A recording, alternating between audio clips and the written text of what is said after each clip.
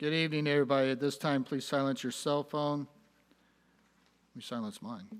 And be advised the proceedings are being recorded for those physically present in the council chambers who desire to address the city council during the meeting. Please complete the request to speak form available at the front entrance of the council chamber presented to the city clerk. Speakers physically present will be called upon at appropriate time, and each person is allowed 3 minutes of speaking time.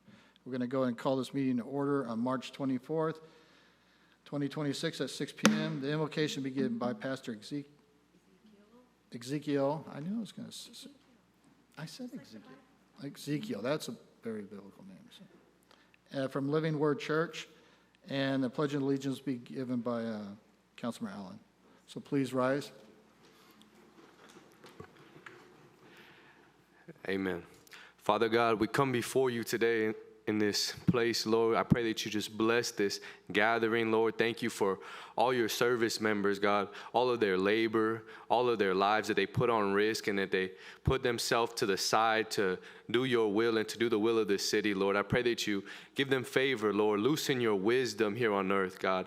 Loosen the clarity into their life, Lord. A fresh anointing, God. Your blessing upon each one of them, Lord. I pray that you protect them here in these chambers, Lord, and protect their families, Lord. Send your angels around them, your hedge of protection upon them, God. Give them peace in their life, Lord, as they make these decisions and as they go out of their way to do this will, Lord. I pray that you protect their lives and their families' lives, Lord. I pray that you bless this meeting and that you have your way with it, Lord. In the mighty name of Jesus, we pray. Amen.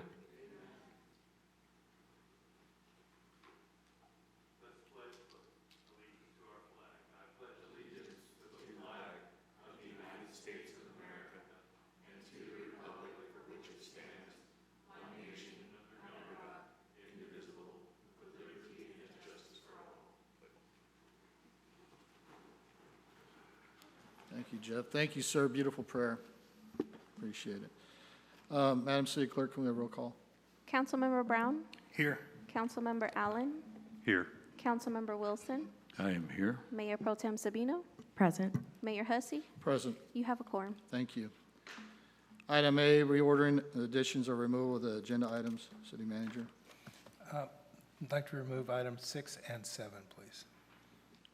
For future discussion? We'll bring it back. We've had a question on a couple of fairly detailed questions Okay, on good. some of that we need to resolve. All right. Council want to remove anything for discussion on the consent? Now I'm looking for a motion for item 1 through 5 and 8. I'll move the item 1 through 5 and 8 of consent calendar. Second. City Attorney, you have anything to read? I do. I will go to the item number 3 on the consent calendar, which is the ordinance. Let me bring up the title. Pardon me, Mayor. I believe you skipped section B, public comment. I don't want to do public comment today. We'll come back to it. Yes. Thank you, Daisy. I was just testing you. So the title of the ordinance for item number 3 on the consent calendar is an ordinance of the City Council of the City of Grand Terrace, adding Chapter 9.37, aggressive solicitation of Title 9, Public Peace, Morals, and Welfare of the Grand Terrace Municipal Code. And just want to confirm for the record, there are no speakers on consent? No speakers for consent calendar. Thank you. Okay, well, that's what I get for leaving the state for 2 weeks and hanging out with little kids, So we have a motion and a second. The ordinance has been read. Please vote. Motion passes unanimously. Okay, we'll go back to item B. Thank you, Daisy. Public comment. This is an opportunity for members of the public to comment any item not appearing on the regular agenda. Because of restrictions contained in California law, the City Council may not discuss or act on any item not on the agenda, but may briefly respond to statements made or ask questions for clarifications. The mayor may also request a brief response from staff to questions raised during the public comment, or may require the matter to be agendized for a future meeting. Is there any public comment, Daisy? Yes, sir. I do have an email comment I'm going to read out for the record. It was submitted by Jeremy Briggs earlier today, and it states, "My name is Jeremy Briggs, longtime resident of Grand Terrace and former vice chair of the Planning Committee. During my time on the board, we discussed the old McConnell farm down off Vivienda on the west side of town. It was acknowledged that it was uninhabitable and no one was to live in this home. There are now employees of West Coast Arborists living in this home. When I asked about it, I was told our current city manager allows it due to not wanting the homeless moving in. When it was Jeff McConnell there and he said the same thing, he was fined again, not told, okay, no problem. When did we start bending rules? I also hope as a council you review the probationary employment of code enforcement Garza. I have emailed a few of the council directly with more information. I hope you can remember the staff you have in our community represents the council. And that concludes that email comment. And first one to speak would be Johan Gallo.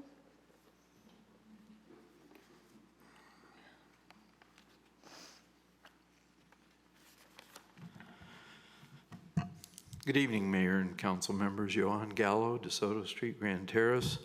Obviously, I was upset at the last meeting because we were trying to reconsider the 1% sales increase and it stalled. Some of us have been working on this for over 9 years and we got nothing to show for it. All the members of our committee that worked on this worked hard to get all the facts and to get things straight. The fact that we still don't get anywhere is on the community. It's not on you. Every time we turn around, we have all these keyboard warriors that go out there and distort the facts, distort the information, and next thing we know, we're nowhere. So let's talk about the other night after the council meeting. 7 vehicles at the Highlands got broken into. The next night, we had a felon stalk a resident for a long time until 2 deputies could get there and arrest him. Meanwhile, he was taunting the resident, taunting the neighbor, and threatening to kill one of the neighbors. I think that's pretty important. Revisiting our staffing goes back to when Lieutenant Wolf was here. He talked about the fact that before the budget crunch in 2010, we had 1 24-hour, 7-day-a-week unit, 2 40-hour units, 1 traffic unit, and 1 service specialist unit. Today, it's 1 unit, 24/7, 1 40-hour cover unit, and then we pay overtime. If we look at all the things that we're trying to do in this city to make it better, we need to start focusing on the things that make our city better.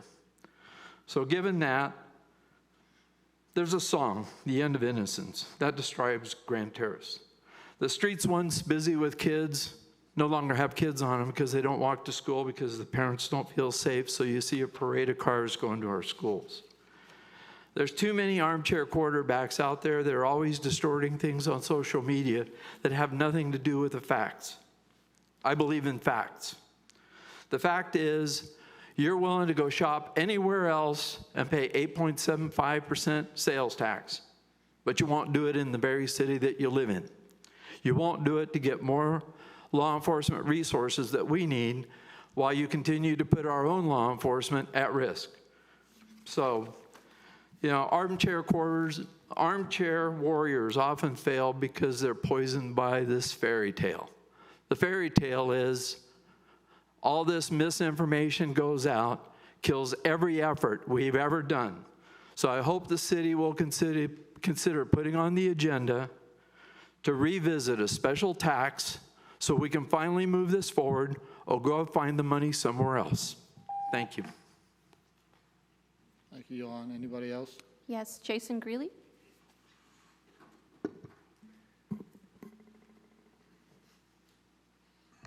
What's happening? How's it going? I'm Jason Greeley. I live on DeBerry Street in Grand Terrace. I am here to speak on behalf of the Historical and Cultural Activities Committee of Grand Terrace. I serve as the vice chair on this committee. First, I would like to say thank you to the Grand Terrace City Council for appointing me to this committee where I may use every day to hope to make a difference. Second, I'd like to announce to the City Council the date of the 42nd Annual Ann Pettis Grand Terrace Art Show. This year, the committee has grown it to a 2-day event, so that's going to be exciting. It's going to be May 2nd and May 3rd. I would like to May 2nd and May 3rd, so we're super excited, excuse me. I also would like to show the flyer and give that to the city members if they need it. It needs a little correction, but we're going to get through that. But this is the flyer saying that it is in Grand Terrace and it's on these days and when it happens, and we just need to do a couple clerical rebranding on that.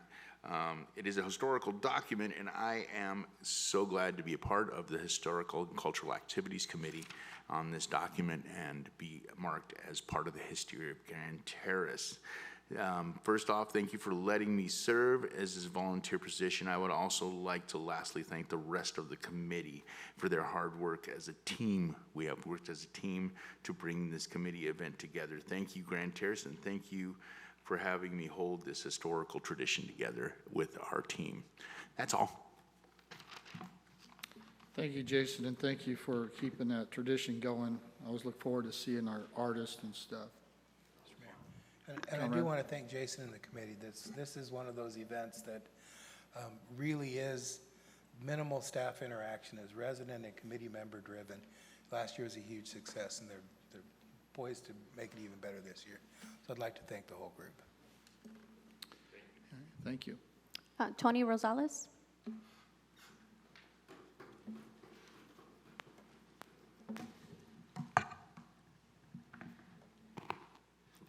Good evening, everyone. My name is Tony Rosales. I'm a field representative for Assemblywoman Leticia Castillo.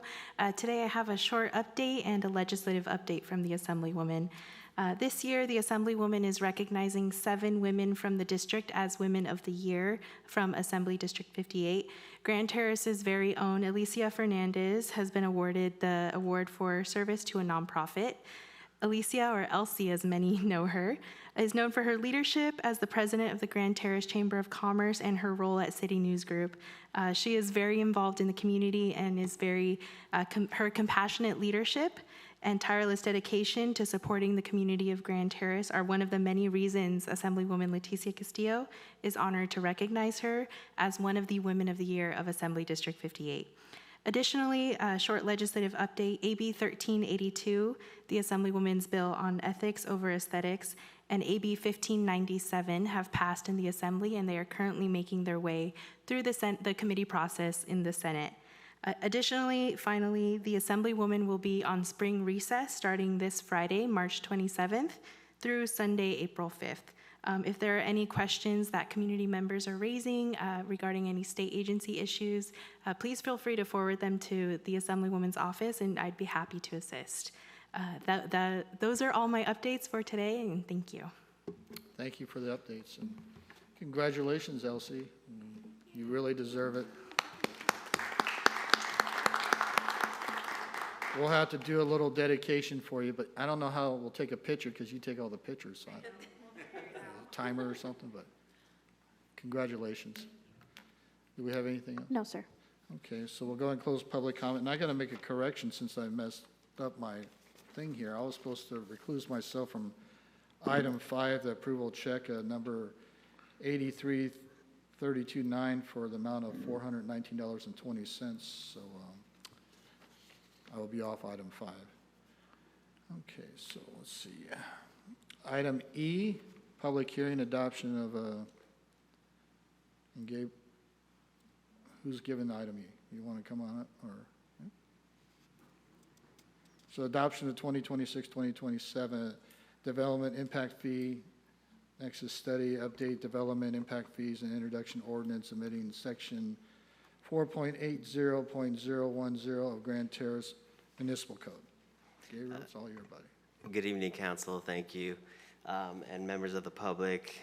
Today, the item is for to adopt the city's development impact fee nexus study and also an update to the development impact fees, and so to adopt a new master fee schedule. And it's been a long time running. It's a long-standing project, and it's in collaboration with all departments under the city and with RCS, our consultants on this project. And so I want to introduce Greg Brown, Vice President, and Dom Redman, the Associate. And they'll be having a presentation for you. Okay. Greg and Don, welcome.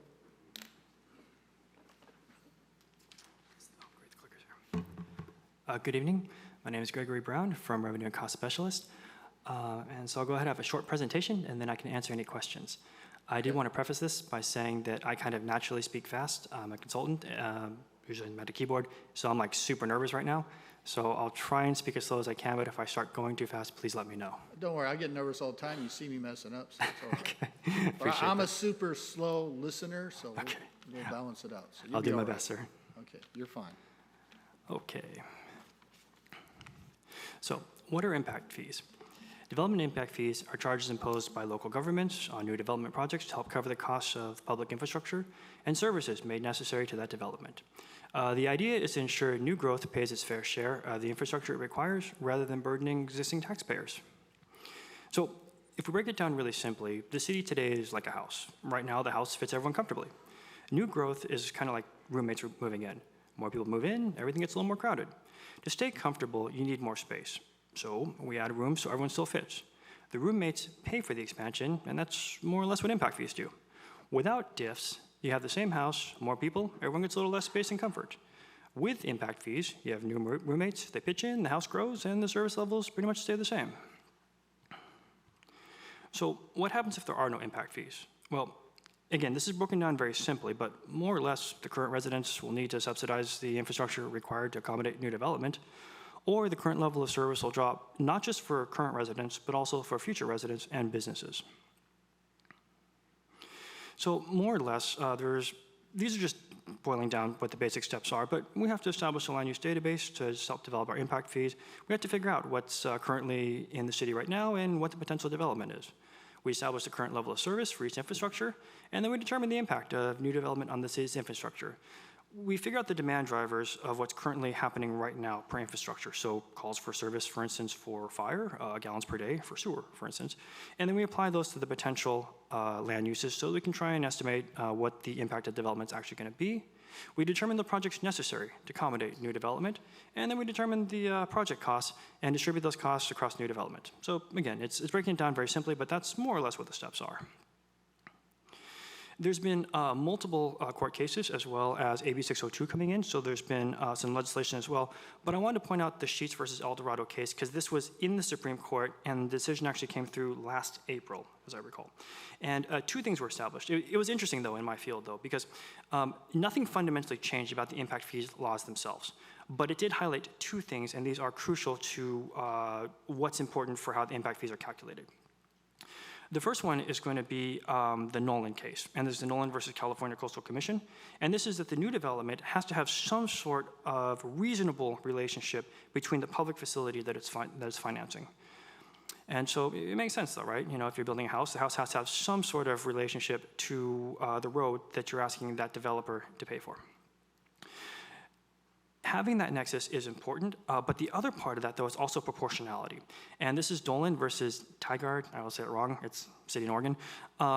What happened more or less was that they have to be able to establish that that new development is paying a proportional amount of the infrastructure they're being asked to pay for. So, for instance, you couldn't ask a house to pay for an entire, turn signal, for instance. It wouldn't make any sense. So there has to be some sort of rough proportionality between what you're asking. So these are the two real guardrails that kind of drive impact fees. Each of the impact fees that we have to have a nexus for that. That nexus begins as a demand driver, though. So, for instance, calls for service for public safety. This is something we can actually measure.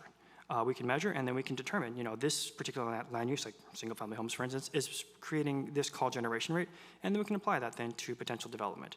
For street improvement, we have trip miles, and then for quality of life, it's per capita, and that's kind of a standard that's projected out.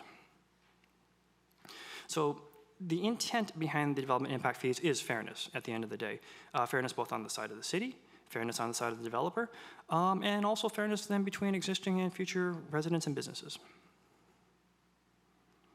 So for Grand Terrace, we did law enforcement, fire facilities, we did local street improvements, as well as regional circulation, general facilities, things like City Hall, things along those lines, public use facilities, which are going to be community centers, and then park and park facilities. So at the end of the day, the job of my firm is to calculate the maximum amount of the impact fees. However, though, the city, though, has to be able to determine what the appropriate amount of those impact fees are. So the fees that you're seeing in the report, that's what the ceiling is. somebody has to determine what that ceiling is. That's what the Nexus study is there for, to determine the maximum amount of those fees. But ultimately, though, it really does come down to the city to determine what the appropriate amount of those fees are. We have here a summary of the proposed impact fees. I should note, though, that on my way down, I was informed that there was a community center that was removed from this, and so as a result of that, the fees have gone down, and the correct fees are now going to be $7 and 7.184 for single family, 11.600 for multifamily, 10.486, and council should have this right now. I just updated it literally like half an hour ago. And we have general commercial at 5.927, office commercial at 2.323, and industrial at 1.179. So with the reduction in that community center, it dropped like 21,000 square feet from that. So the fees overall did drop. However, though, it should be noted that because it was a community center that was dropped on this, though, it only affected the residential units on those. Right here, we have kind of a breakdown here. Now, the original fees, and this is correct for the time, they were done on a per dwelling unit basis. So what you're seeing in front of you right now is that we broke this down because we have to do it now on a square footage basis per AB 602. And so we kind of applied the same per dwelling unit, so we have an apple-to-apple comparison for what we're seeing for the current fees versus what the proposed fees are. And again, you have to keep in mind that the what we're presenting right now is the ceiling for those fees. So here we can see this is the new fees that are being added right now. We have law enforcement as well as fire facilities. These are county, and so we're only funding the actual facilities themselves. We're not funding anything, as far as equipment or anything like that goes, only what the city owns. This is for the regional circulation. This is a new one as well, too. I believe this is for a transit station, and this is through SPCTA. And that is the end of my presentation. Available for any questions? Thank you, sir. Councilmember Wilson. The sheet that we have shows a cumulative 7,184 per square foot for the diff on a single-family detached. You were quoting there up on your display at over $8,000. What's no, I'm sorry. Actually, on? right now they're $7.18 right now, and there was a reduction. So when this PowerPoint was made, the community centers were still in there. So there was a reduction then because the community centers were taken out. And again, I found that out at about 3:30 today. Okay, so this sheet's right. That is correct, okay. sir. Yeah. The other thing I wanted to find out, or like to qualify for, because it was a little thin, does it include school fees in the development impact fee? It does not, sir. School fees are done differently through the school district. Thank you. So yes, school fees are on top of this. That would be correct, and that would be under the jurisdiction of the school. Thank you. Councilor Allen. Okay, thanks, Mayor. Hey, I wanted to find out, why was community center dropped? As I recall from my conversation, the Lyon Community Center was originally in the inventory for this. It was 21,000 square feet, but Gabriel had told me on the way down that that was not being used or was not currently valid to be used in the inventory. Because we base this on the current community standard, what the current community centers are, I was not able to keep those in the report. Are we talking about the old building that got demoed down a few years back? Yes. Okay, that but was carried over from the previous report, was never removed. Uh-huh. So now we removed that square footage and dropped the fees. Okay, but we cannot include the senior center as a community center? I believe that was already in there. That's what the I didn't senior, hear, what's that? I believe that was already in there. Oh, okay. All right, then, the other things,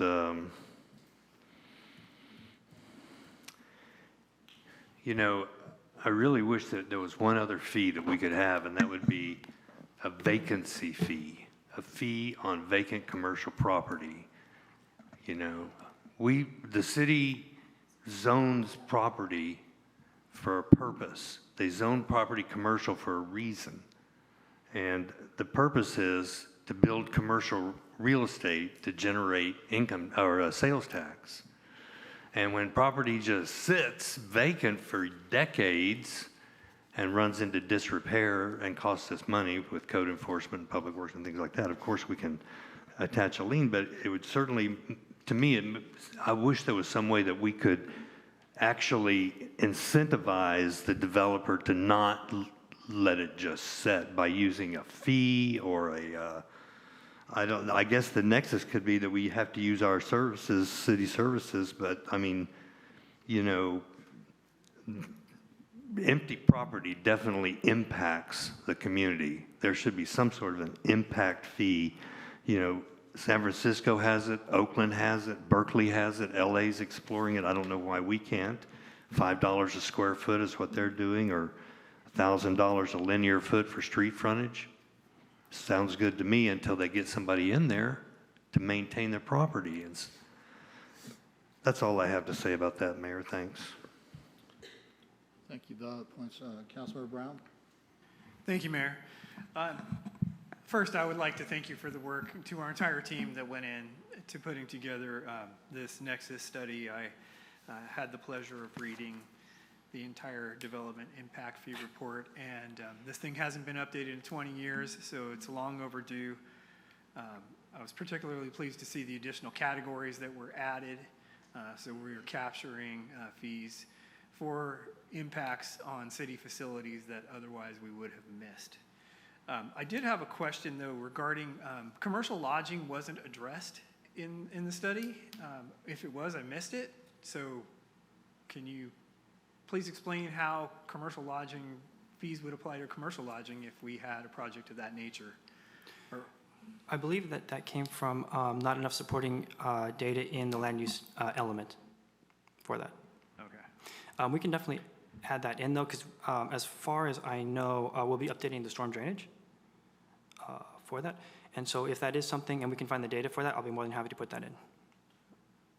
Okay, it just makes sense to me that we would account for those impacts as well if we have a project of that nature. Oh, absolutely. In the city. All I would really need, honestly, would just be planning level potential rooms for that. And then I just put that in my system, and it kind of just, cascades down. And, well, it's not that simple, but, more or less, so as long as I have the data, we can add it in. Well, when we have a project, we will share that data with you. Thank you. Any other questions? Madam City, we'll close the council questions. Do we have any public comment? No, sir. We'll close public comment. So we're looking for a motion and a second. Mayor? Yes. I would like to move the staff recommendation adopting the Nexus fees at the maximum level. I'll second. So the motion is second. City Attorney? Yes, so for the record, so this includes adoption of the resolution along with the initial first reading of the ordinance that is included as a part of the staff report. I would ask that the motion include the revised Exhibit A for the development impact fee schedule, the one that was placed on the dais and put up on the screen tonight. Is that confirmed? Yes, thank you. Great. With that, the title of the ordinance for first reading is an ordinance of the City Council of the City of Grand Terrace, California, amending Chapter 4.80 of the Grand Terrace Municipal Code to update the city's development impact fees program, remove obsolete fee amounts, and provide that development impact fees shall be established by City Council resolution consistent with the Mitigation Fee Act and Assembly Bill 602 AB-602, and finding the action exempt from the California Environmental Quality Act, CEQA, along with the corresponding resolution included in the staff report. Okay. Thank you. Thank you. So we have a motion and a second, and we read the ordinance. Please vote. Motion passes unanimously. All right, thank you. And great presentation, young man. I'm sure you weren't that nervous now, so you got it. You did well. So you know your stuff, so you did really well. So thank you. Yeah. Okay. Item F, unfinished business, none. New business, purchase of additional video surveillance cameras in the public right-of-way. Christine Clayton.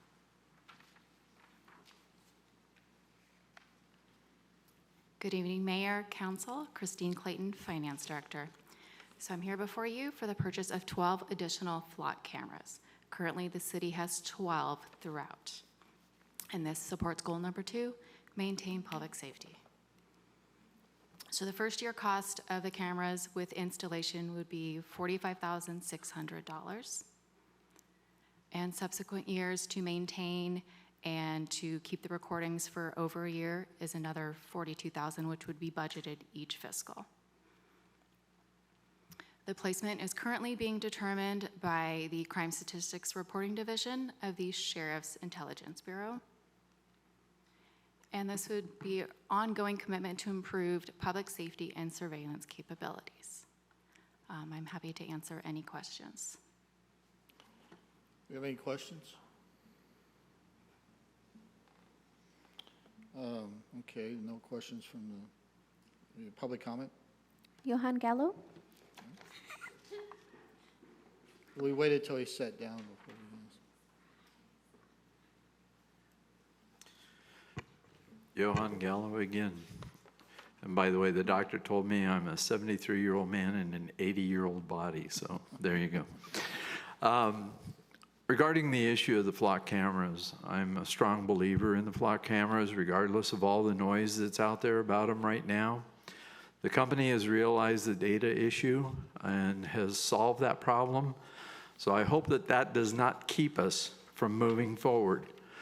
You know, I talked about armchair warriors and all the noise they made about this budget item in the last agenda. And I said, well, isn't that amazing? Because had we not had the ALPR cameras, we would have never caught the person that killed the owner of CalScape.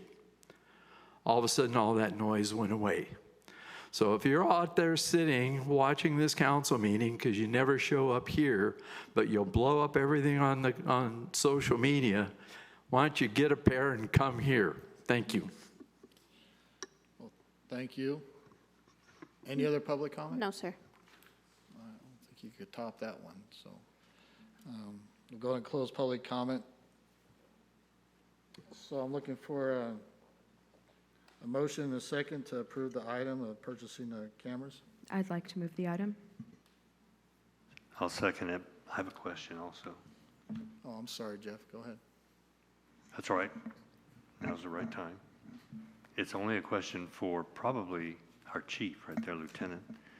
And it's on the product and services description. I guess I could have asked you this offline, but I'm kind of interested. It's like on the product and services description, it talks about the flock safety LPR known as Falcon and another one known as Condor. Are you familiar with those terms and what that means? No. Okay. Yeah, they're probably different products. Yeah, I was actually telling Christine, I've got a Zoom meeting on Friday with the vendor to go over some logistics and all that, so I can ask them on Friday when to discuss that.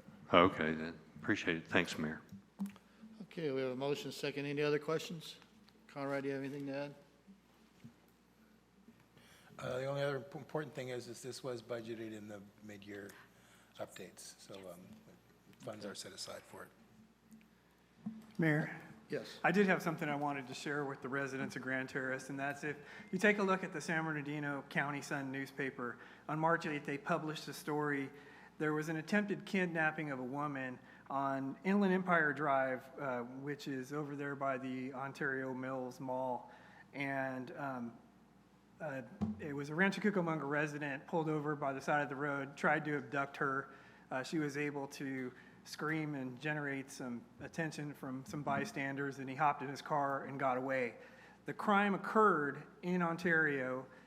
The cameras that Ontario had picked him up.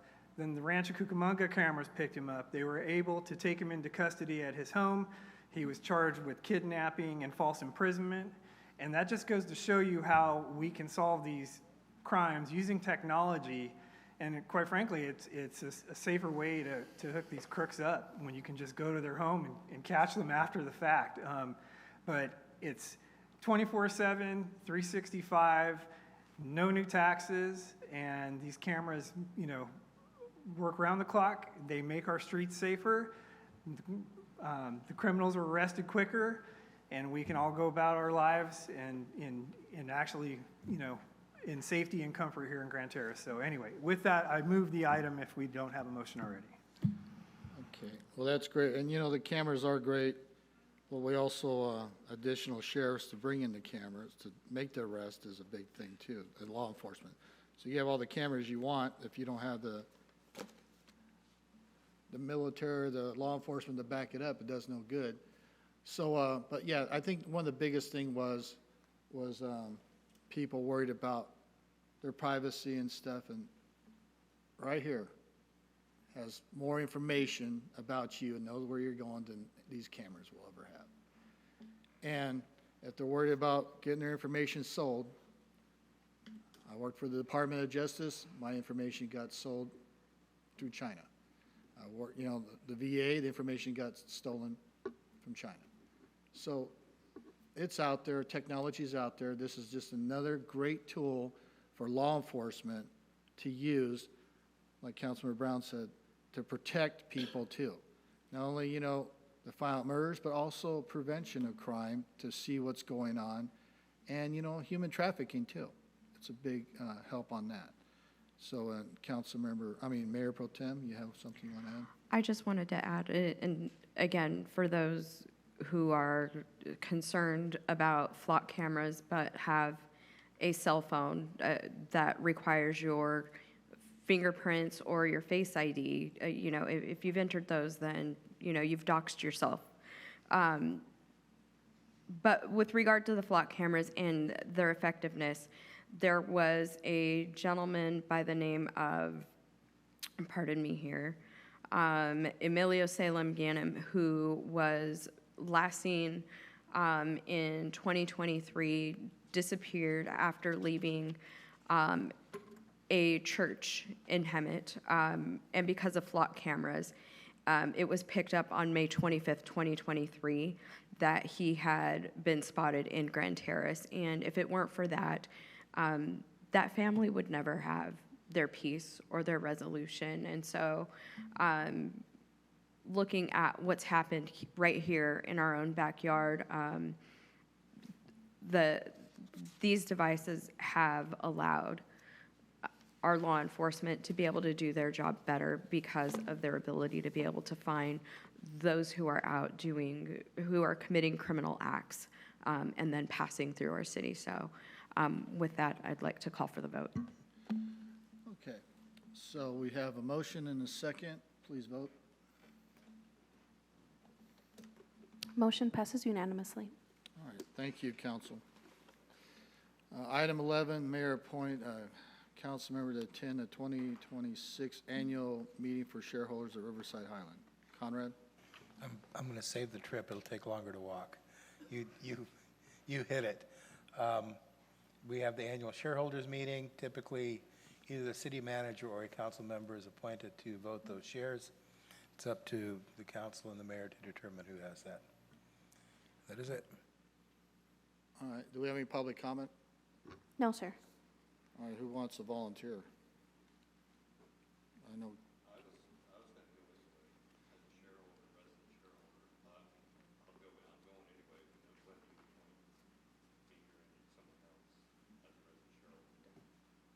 Doug? I'll volunteer. Okay, well, council, who do you want to pick? I mean, they're both good people. So Doug would just, if we pick somebody, they're just going to be our voting proxy? That is correct. They will vote our proxies. I think we have, what do we have, 65 shares or something like that? 175. 175, sorry. Oh, and then how much does the water company have, 14,000? Somewhere around there. We're dropping a bucket. All right, I'd like to make the motion to appoint Councilmember Doug Wilson. okay. We have a second? I'll second that. All right, please vote. Motion passes unanimously. Thank you, Jeff, for also going. Appreciate it. Okay, future agenda items. At this time, the city council may propose an item to discuss and/or action at the future duly agenda city council meeting. A consensus of the majority of the quorum is required to place an item on the future agenda. Do we have any? Okay. So I already alluded to it a little bit earlier, but Senate Bill 789 is trying to be turned into law. It's not law yet, but I don't think it is. California is trying to implement a vacancy tax statewide, and you know what happens whenever an organization bigger than us puts a tax on the ballot? We lose out, because then we don't get to take advantage of that same situation. And I just think that we should get ahead of that effort and try to implement something down here on the local level, so that we can take advantage of that. You know how voters are. If we need to put a tax on the ballot, but no doubt the county is too. They do every election cycle, and the state does too. And I think voters just get real tired of seeing taxes on the ballot. And when we're the low guy on the totem pole, you know, we're the one that they generally, you know, that's how we miss out. So I just think that we need to, you may not think it's the right time for it, but at some point, you know, I think it will be time for it, because we just have this commercial property that's just been sitting for years and years and decades, and nobody cares enough and it's just become blighted, and it just ruins the heart of our community. So that's what I would like to propose, is some sort of an agenda item to discuss implementing some sort of a mechanism, a fee mechanism on that kind of properties. That's all, Mayor. Okay, I'll second that for that future agenda item. Please vote.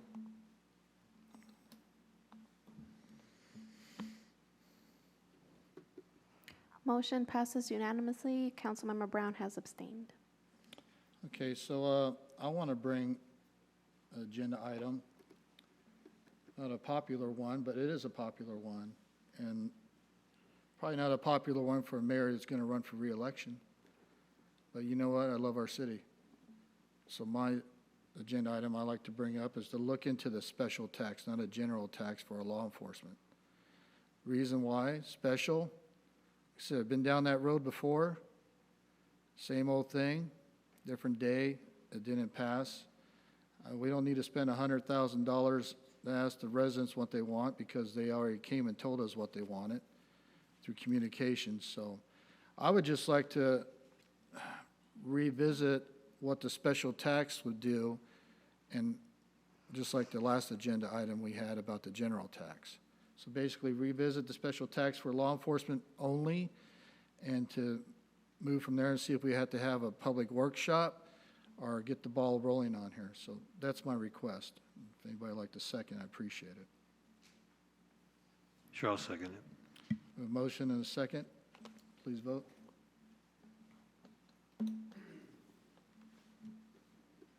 Motion passes. Councilmember Brown voted no, and Mayor Pro Tem Sabino also voted no. Okay, so we'll do that. Thank you. City Manager Communications.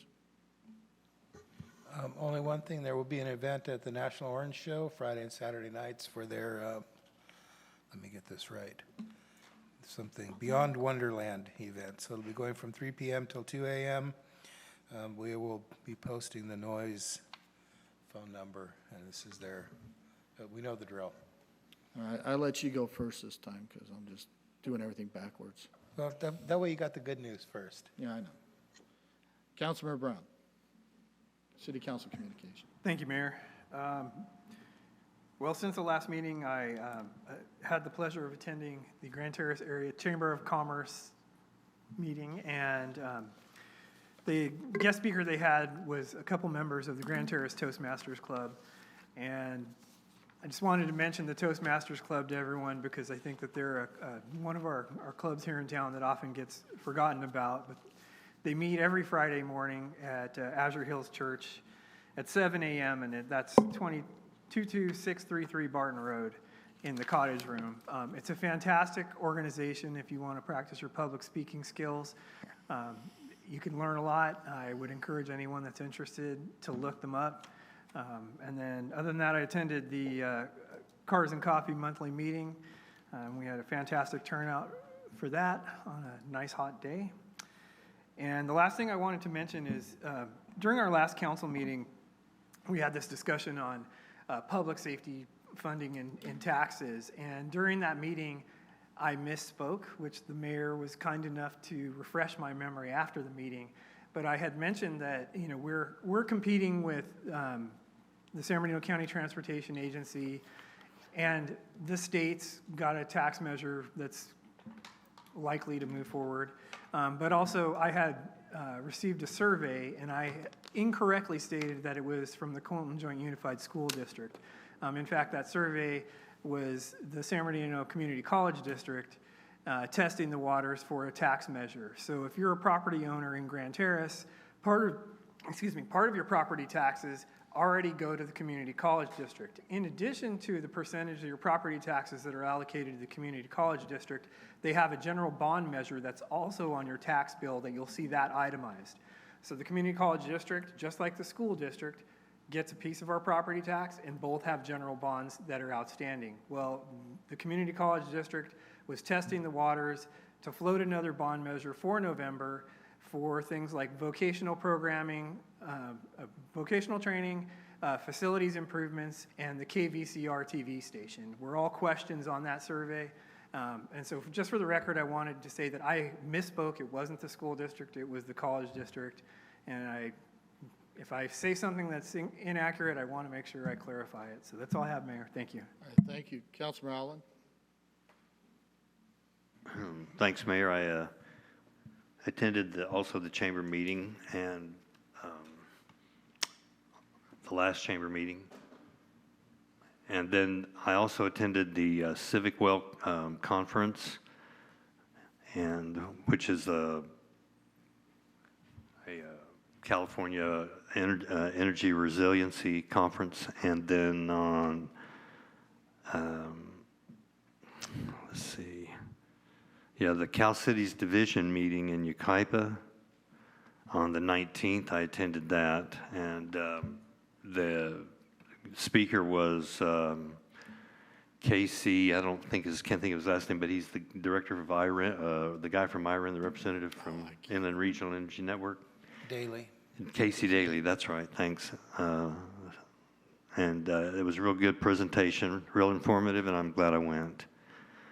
And so this past Monday, I attended the San Bernardino County Veterans Advisory Committee meeting, which there wasn't much to bring out of there to you other than there's a bill, AB 2022, which is real important for disabled veterans and their survivors. If you are interested in veterans issues, look up AB 2022, and if you want to support it, please contact your assembly member because it's a good bill to support. I also want to give a shout out to our Senator Ochoa Bowe.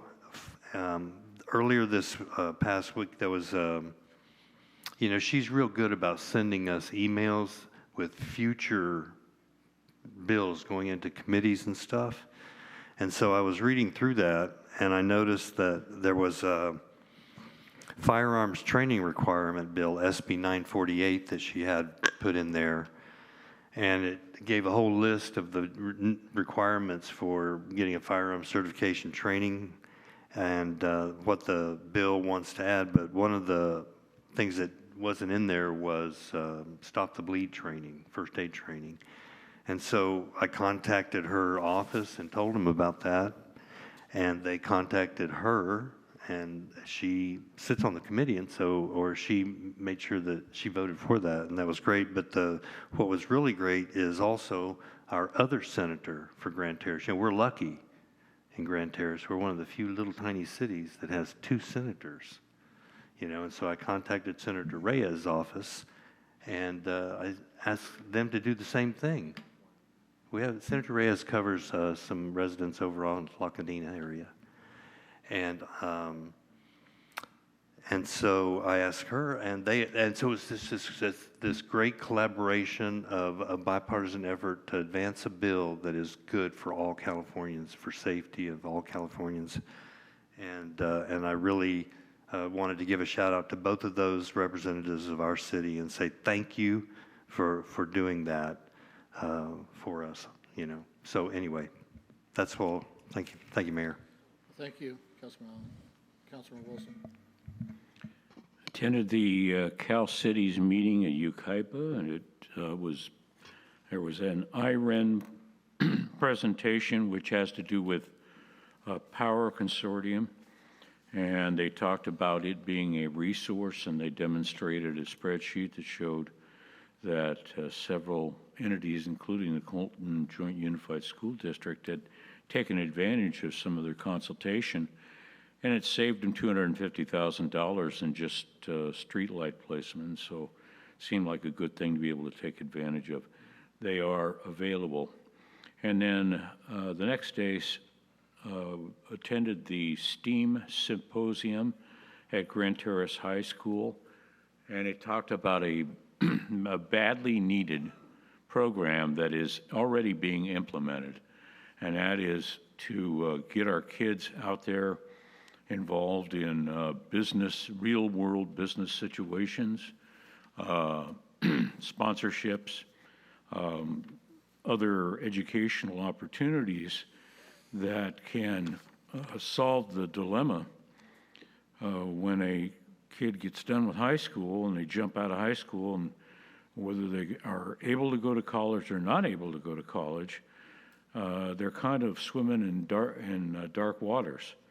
And so this is supposed to solve that, and I believe the people that are involved in the program are excellent doctors, and it seems to me that it's a good program that needs some further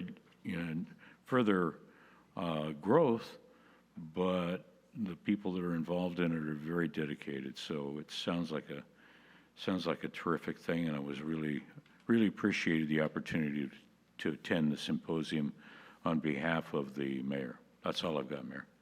Thank you. Mayor Pro Tem? Thank you. I have not been out attending political events within the city or the county. What I have been doing is responding to the residents and their concerns about their safety. Thank you to Lieutenant Fries for assisting me with being able to follow up with those residents regarding their concerns, their safety concerns out in the community. And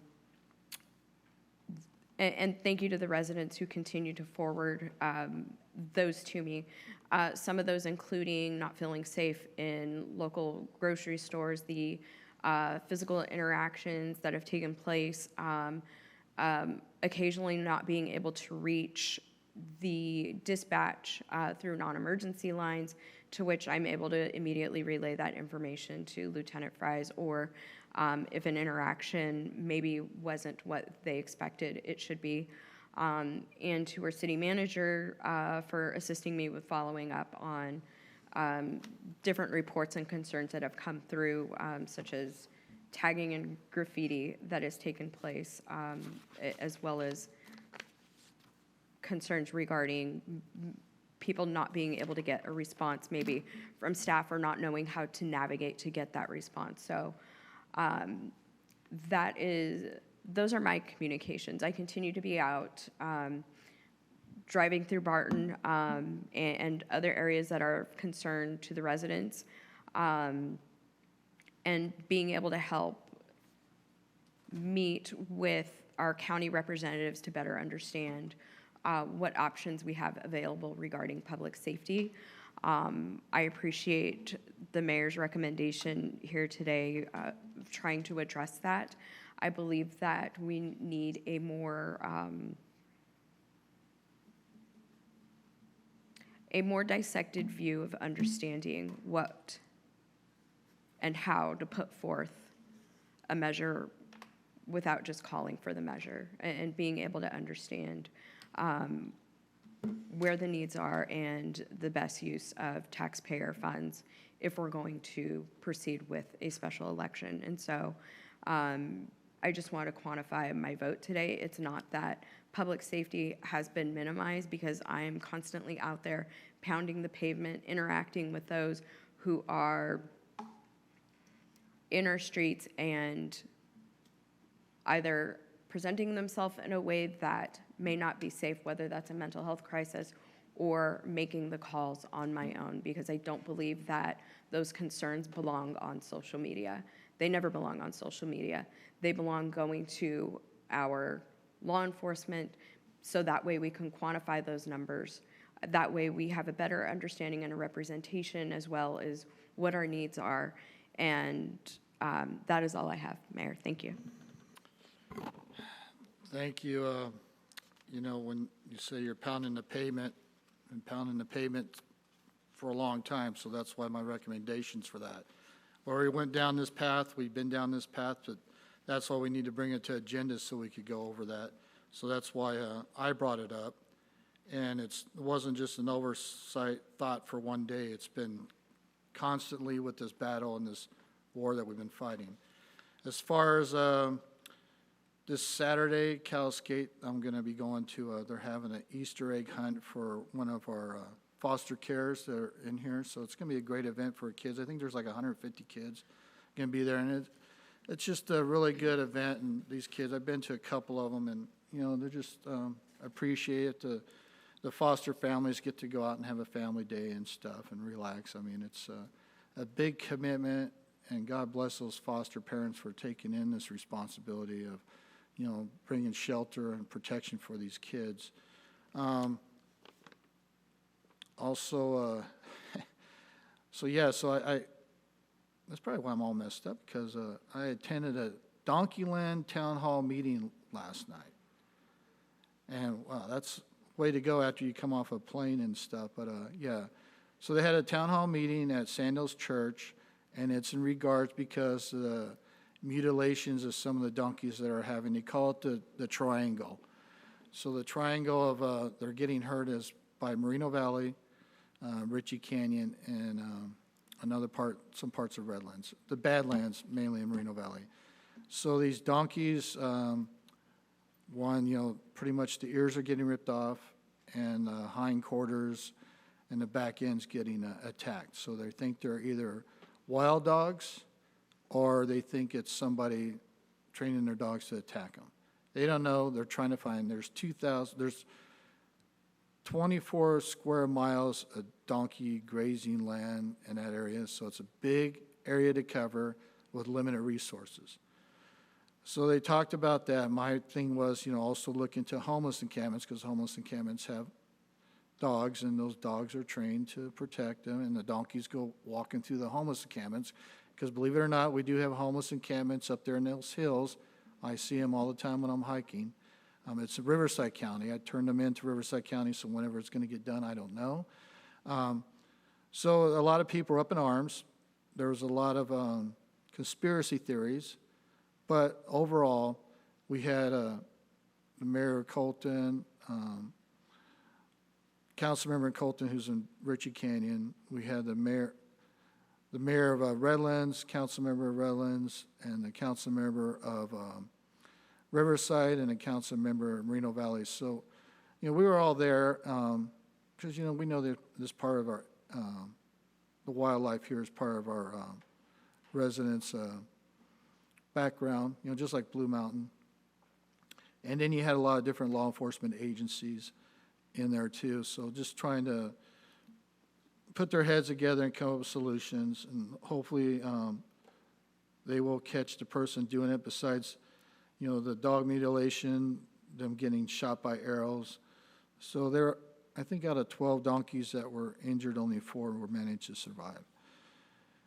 So the Donkeyland is a nonprofit rescue center, a 501c3 sanctuary wildlife preserve dedicated to protecting wild burros and habitat across over 2,000 acres. Property includes a headquarters, an orphanage, and special needs facilities, and they could take care of thousands of burros. Currently, they have 600 live donkeys living in the sanctuary. They're working on an education and visiting center. So I have information. I'll give it to Daisy if you want to donate or follow Donkeyland on Facebook. But if we go back and what I said there is like what we have been saying, don't post it on social media that you see a donkey or see somebody. See something, say something. Call the proper authorities. You know, if you can, get a picture of the license plate. Don't put yourself in harm's way because you never know what's going to happen. If people are that dangerous or that crazy to have the donkeys attacked, and you go in there and try to intervene, that dog might turn on you. So you got to be smart about it, but please just call law enforcement. And yeah, if they get caught, it's kind of a minimal fine of $1,000 and a year up in jail. They probably really need to do that. But then again, they brought about, you know, relocating the donkeys, and people are up in arms in that. And I know in Nevada, the Bureau of Land Management are getting ready to relocate some donkeys. So, and here, Christine was acting city manager, and that 1 week, I think we had 3 of them get killed in the same spot. And so, and then we have to, you know, the city takes care of them. If they're on private property, we ask you to get them off your private property and put it on the curb. It's kind of sad, but I know there's volunteers that will help you do that.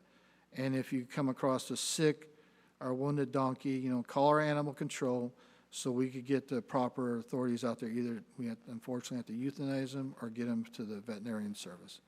But don't approach they're still wild animals, so don't approach them. And please don't feed them, give them water. I know they're cute, they seem innocent, but they're still a wild animal and they will hurt you.